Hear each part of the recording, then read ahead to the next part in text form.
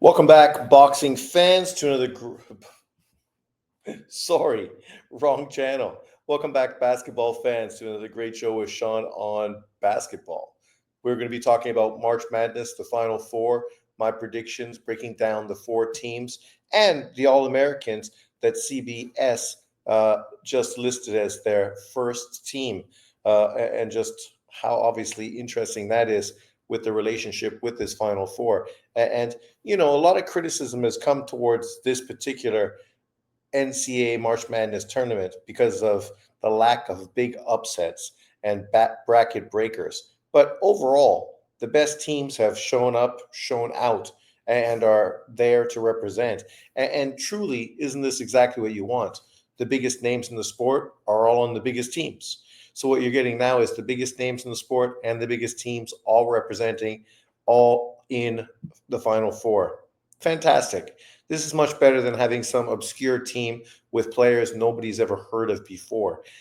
Those upsets are always entertaining, but to be fair, in the long run, the games are never as great as we would hope.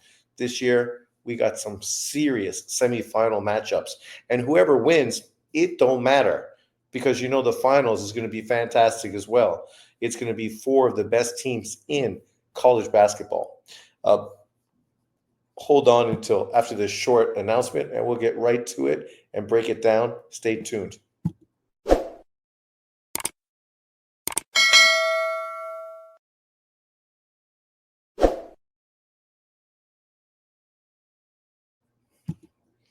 Welcome back. So let's just pop this thing up here for everyone to see so we can look at what's going on in this year's Final Four.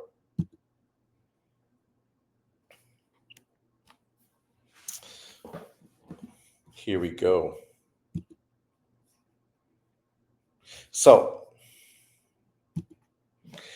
this year, just looking at this image tells you everything you need to know. Auburn, Florida, Duke, and Houston. I mean, the SEC is representing me this year. I've really been a proponent of the SEC. I was really excited to see how that would unfold. Obviously, I'm a Kentucky fan, and I knew it was going to be a tough go for Kentucky because the SEC was so deep, and that's how it played out. And literally, this Final Four could have easily had four SEC teams in the final. That's how good the SEC was this year. And to have Auburn and Florida, the only problem really, it's kind of unfortunate that they're both going to be running into each other at this point. It would have been much more interesting if they would have been split so that we'd be having Houston play one of them and obviously Duke playing the other.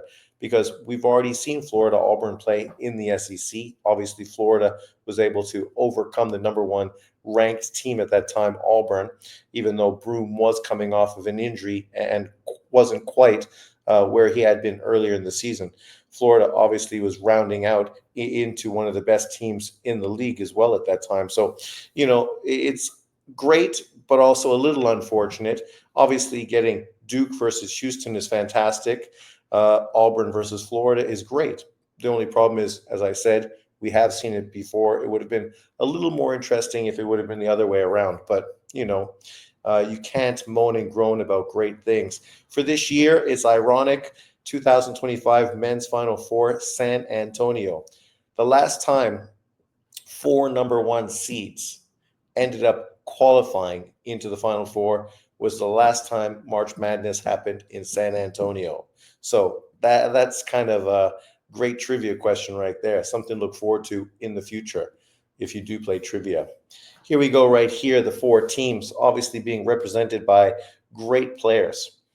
To be fair, I'm a little surprised that Houston is back here after last year. I did feel last year's team was better, but this year's team has done what they needed to do. I didn't think they had the offensive firepower that last year's team had, so I didn't think they would necessarily get this far.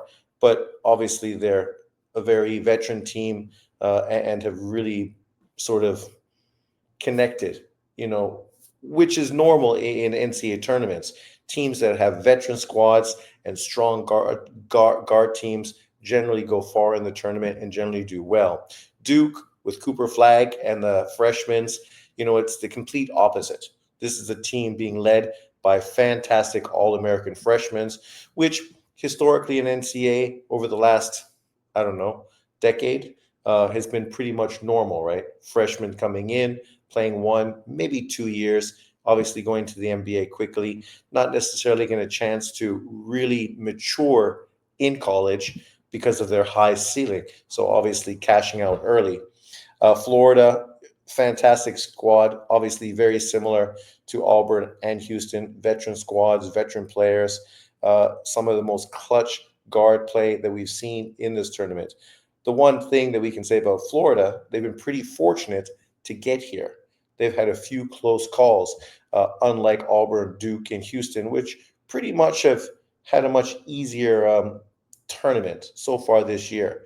And then Auburn, obviously, Broome has really stepped up when he needed to, having one of the best college March Madness performances in the history of the tournament in his last game, which is fantastic leading into this rematch. Because if we're going to have these big games, obviously it's best if guys are at their best and really, really, really hitting on all cylinders. And it's good to see him finally getting back to where he was earlier in the season.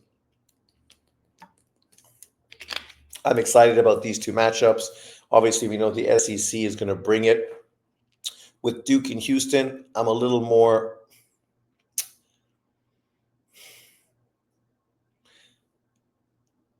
not sure what kind of game we're going to get. I don't know if this is going to be a fantastic game or not. Whereas the Auburn Florida game, I can guarantee you it's going to be a very fun up and down game. Obviously, for this March Madness, fantastic matchups. Who could ask for more? The other sort of concern actually with this tournament is Houston actually playing Duke in Texas.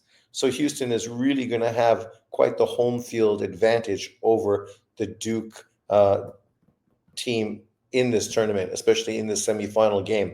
And that's obviously going to be something to be concerned about as well, right? Obviously, being a team from Texas, they're going to have a lot of people representing. So it does give them quite a bit of a home court advantage. Something to keep an eye on if you're making bets moving forward in the tournament. That obviously is something that really benefits Houston. Pi Slamma Jamma. So here's the brackets, and let's just break this down. Obviously, this is a switcheroo right here, but regardless, let's talk about the SEC team first because we've already seen this game. We know the Florida Gators ended up beating Auburn in that game, and both of these teams match up very well. Both teams are very tenacious defensively, obviously veteran squads with very good players, good forwards, versatile forwards, obviously great guards, very aggressive guards.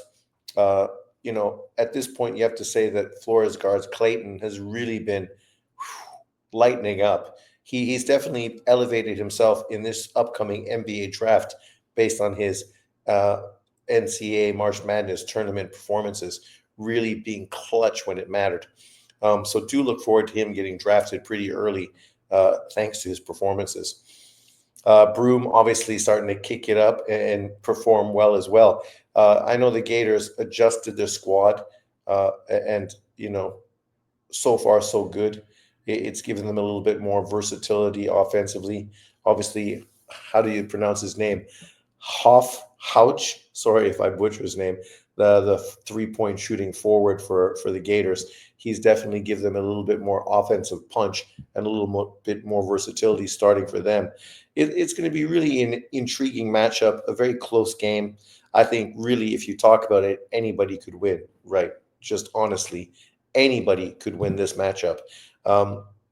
If you watch the SEC this year, you saw that consistently, right? How Kentucky beat the Gators, and then Auburn beat Kentucky. Arkansas beat Georgia, and Georgia beat somebody else. Like these teams were swapping wins and losses left, right, and center, which is obviously why most of their losses came in the SEC tournament or just in the SEC regular season.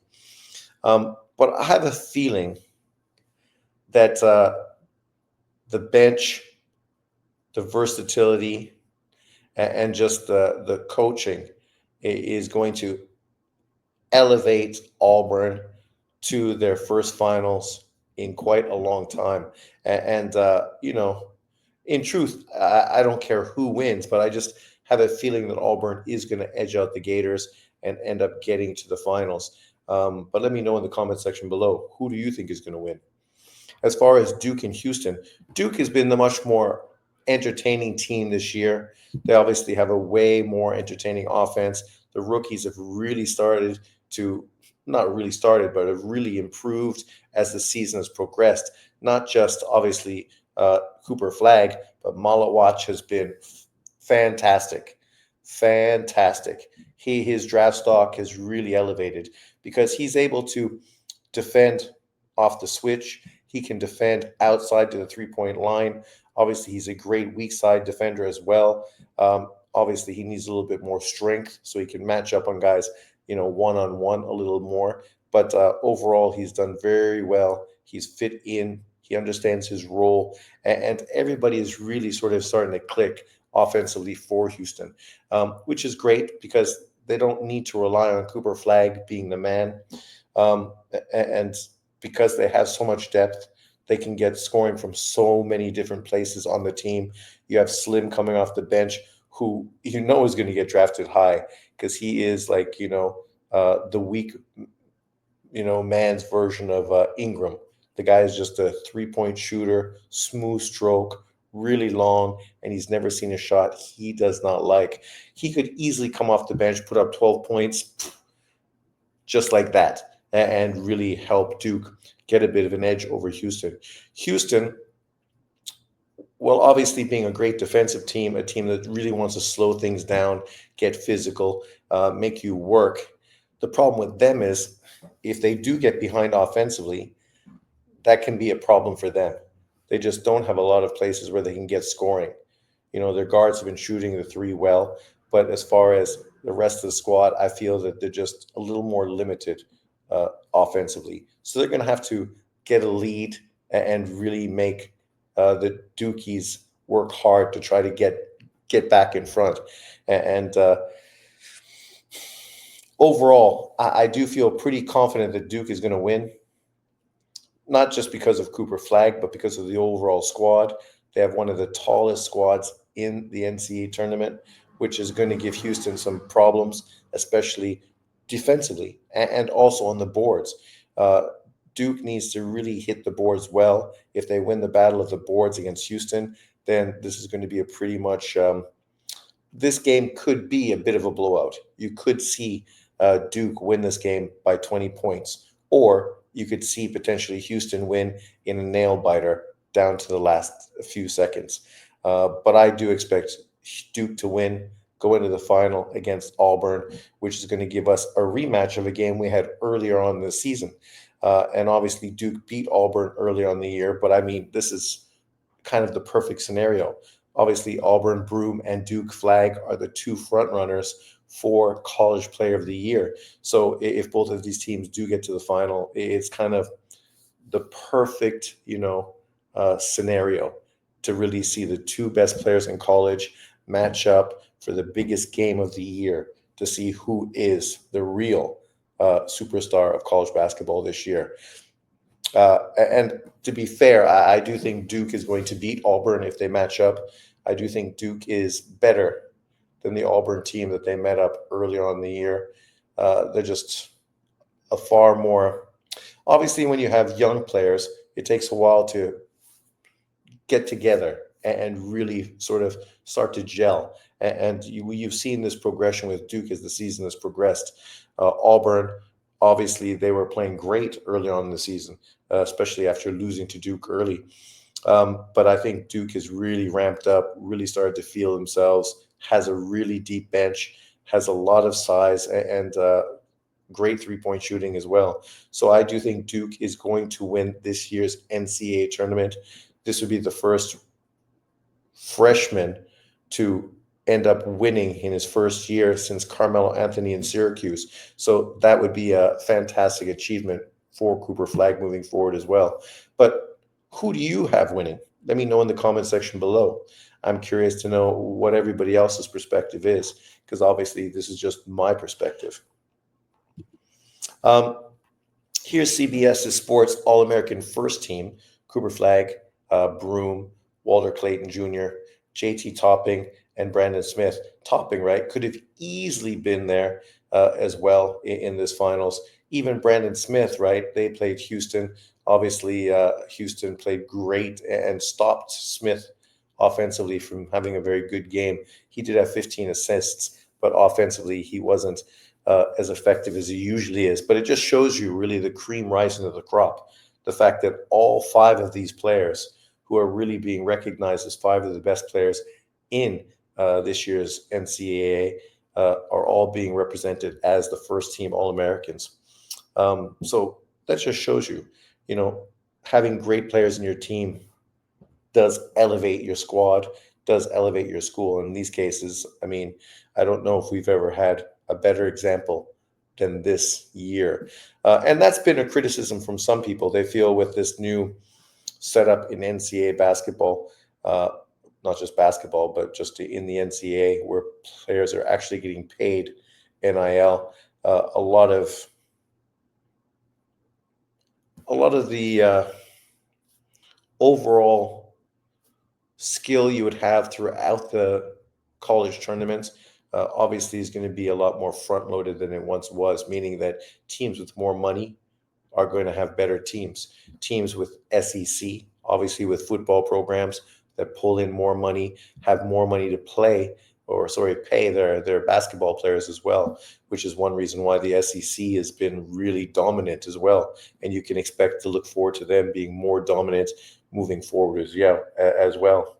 But still, it's fantastic to see these great players getting their due and their teams actually representing.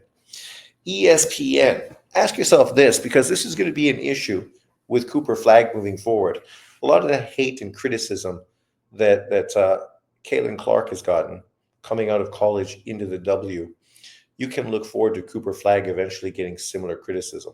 Because as far as the players, Caitlin Clark and Cooper Flagg, nobody could really say anything negative about either one of them. As far as these two players, they're both professional, hard workers, driven for success, and great teammates, and the kind of players you would want on your team and you would want representing whatever team you represent. But unfortunately for Caitlin Clark, you get this kind of situation, right, from ESPN saying, she's a pretty little white girl. What does her being a pretty little white girl have to do with anything, right? To be fair, she ain't that pretty. She's white, but we've had tons of really high level white players in the W. So she's not anything that hasn't already came before.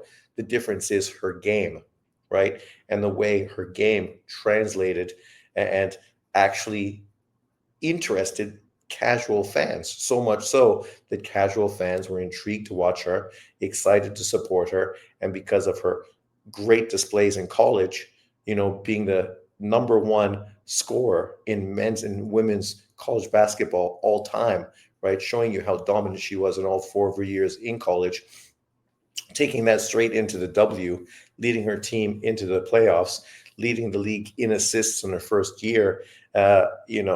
A lot of players just want to make this into some sort of race thing, but it's really disrespectful because you're not giving this woman credit for what she's done, right? You're just trying to make this about race, and it's a real shitty way of looking at sports. And down the road, eventually you can expect to see the same sort of situation with Cooper Flagg. Early on in the season, when people had him going number one in the draft, people were trying to put the two Rutger boys in there ahead of him, right? Acting as if they deserve to be number one above Cooper Flagg, right? And this was just an early example of that. Unfortunately for them, they just weren't able to win, and they just lost momentum, right? Because if you don't win, how much momentum and how much love can people actually give you? Their team didn't even make the NCAA tournament, right? Even though they had 2 All-Americans and 2 high draftable players. and apparently two guys that are better upside than Cooper Flag, and guys that should obviously have got drafted before Cooper Flag number one. Right? Even though now that whole narrative early on in the season when people were pushing it uh, exposes the same kind of bullshit, right? Instead of just wanting to give these players attention for actually what they're doing on the floor, they want to make it into some sort of racial thing. And in this case, Monica McNutt was saying this. And the irony is, Monica McNutt was never as good as Caitlin Clark in college, high school, or the W, right? That's why now she's a commentator for ESPN, because she was never the player that Caitlin Clark was. Never. At least when Cheryl Swoops says stuff, I mean, Cheryl Swoops at one point was the best player in the W. So, she's got a little more name recognition behind her when she wants to be catty and critical. And, we've seen it in men's sports as well, when older players are very dismissive of younger players coming into the league, regardless of the sport. We see this all the time. So, it's not out of the norm. But with this case with Monica McNutt, it's just like, man, you just make yourself look bad, especially when you're being so transparent, making it blatantly about race, right? And this is the problem with ESPN. ESPN has done this way fucking too much, and it's just not a good thing. But it is what it is. ESPN being ESPN. But overall, let me know what you think about this year's NCAA tournament, this Final Four. Who do you have going through into the finals, and who do you think is going to end up being able to pull it off? And as far as Cooper Flag, where would you like to see him get drafted going into the NBA? Obviously, we know Washington was the number one team, but now Utah is sort of jumped past them. But obviously, it doesn't matter if you're the team with the most chances. It doesn't necessarily mean you're going to be the one that gets the number one draft pick. So the Chicago Bulls, San Antonio Spurs, obviously are teams that potentially could also get Cooper Flag. I mean, I would love to see Cooper Flag go to San Antonio, join Fox and Wimby. That would be super entertaining for the next 10 years of NBA basketball. What a great team that would be when you throw in Castle as well. I mean, obviously a two-time winner for UConn. So, it's just a combination of players that can meld together, know their roles, and make each other better. So I think that would be fucking incredible. Fantastic. Obviously, I grew up as a Bulls fan as well. So I'd love to see him go to the Bulls. That would be excellent. Obviously, the Bulls has a huge media market as well.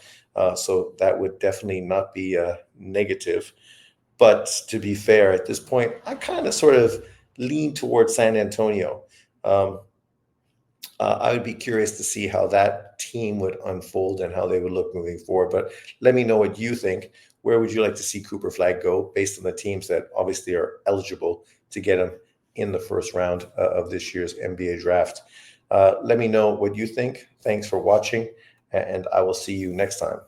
Remember to like, subscribe, and share, and I will see you